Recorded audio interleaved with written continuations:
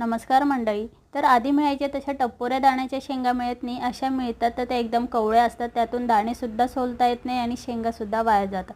तसं न करता मी डायरेक्ट शेंगा अशा हाताने खुडून घेतल्या. कुकरमध्ये 2 ते 3 पळी तेल घेतलं, त्यामध्ये बारीक चिरलेला कांदा, टोमॅटो, लसूण, हिरवी मिरची, बारीक चिरलेलं सगळं साहित्य छान परतून घेतलं.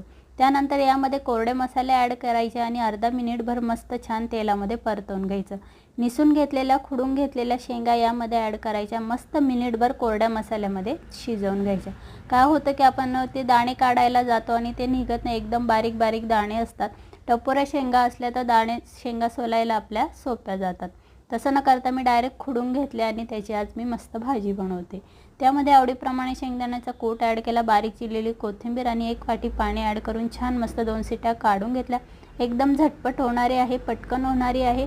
शेंगा सोलत न बसता डायरेक्ट खुडून अशी भाजी नक्की बनवून बघा.